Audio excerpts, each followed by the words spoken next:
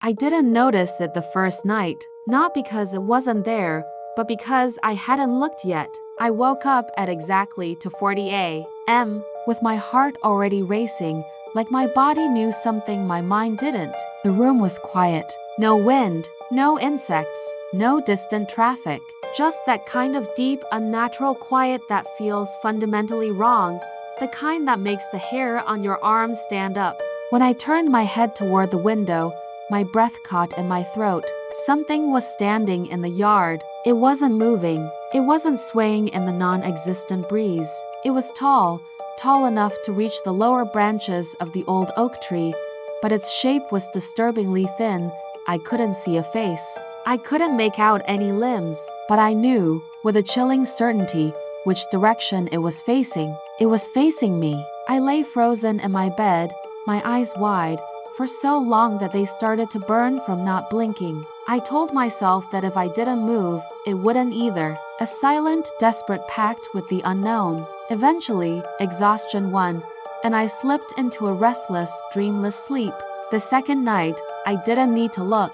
That same crushing pressure in my chest, that same gut-wrenching certainty that something was out there waiting, and it had moved closer, but just enough to notice. It was still motionless. I turned my back to the window, pulling the covers up to my chin, and stared at the blank wall until the first hint of morning light crept into the room. The third night was a repeat of the second, but the feeling was more intense.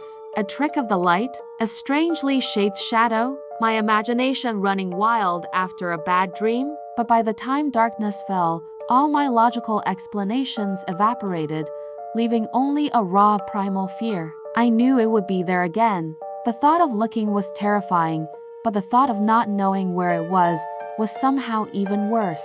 I kept my back to the window. The silence was a physical weight. By the fourth night, it was standing just beyond the glass.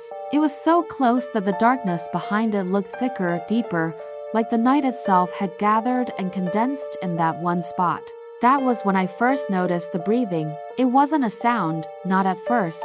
It was a visual. The window began to fog slowly, rhythmically in a single, perfect oval patch, right where its face should have been. Each patch of condensation would appear, linger, and then slowly fade, only to be replaced by another. I started counting the seconds between each breath. They were too slow, too deliberate. It felt like it was practicing, learning how to mimic something it had only ever observed. I didn't call the police. That a shadow was breathing on my window? They'd think I was crazy. Deep down, I knew this wasn't something that could be explained or handled by normal means. This was something else entirely. So, I took the only precaution I could think of. I locked the window. Then I sat on the edge of my bed and watched, my eyes glued to that patch of fogging glass. At exactly 2:40 a.m., it leaned forward. The old wooden frame of the window creaked under a pressure it was never meant to hold. And for the first time since this nightmare began, it moved its head. It didn't turn side to side, as if looking around. It tilted its head down, sharply, like it was suddenly looking at something on the floor behind me. A cold sweat broke out across my entire body. My gaze remained fixed on the window, on the place where its head had been. That's when I smelled it. A damp, rotten smell, like freshly turned soil mixed with the musty air of old rooms that haven't been opened in 100 years. It was a smell of decay and forgotten things. Then came the sound, a slow, bubbling, wet inhale that seemed to drag against the inside of the glass, a sound of lungs that weren't used to air. My phone, which had been clutched in my sweaty palm, slipped from my grasp and hit the floor with a soft thud. I was paralyzed. I couldn't scream. I couldn't move. I could only watch and listen as the nightmarish breathing continued. Summoning a reserve of courage I didn't know I had, I leaned closer to the window, my own breath held tight in my chest. I had to see, perfectly placed, with long, thin fingers. They were on the inside of the window. That was the moment the world tilted on its axis.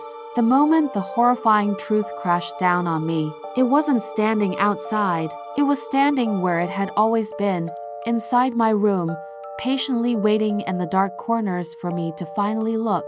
The realization shattered my paralysis. I didn't grab my wallet. I didn't even lock the door behind me. I just ran. I drove for hours without a destination, the sun climbing higher in the sky, chasing away the shadows, but not the memory, not the smell. I found a small apartment in a city hundreds of miles away. It felt anonymous. It felt safe. For a few days, I almost convinced myself it was over, that I had left it behind in that house. But last night, I woke up choking. That same rotten, earthy smell filled my lungs. My heart hammered against my ribs with a sickening familiarity. I sat up in the new, unfamiliar bed, disoriented and terrified. This bedroom window doesn't face the outside. It faces the short, dark hallway that leads to the rest of the apartment. And something was standing on the other side of it, silhouetted against the dim light from the street, breathing, that same slow, deliberate, practicing breath, fogging the glass. It had followed me. Or maybe, it was never about the place at all.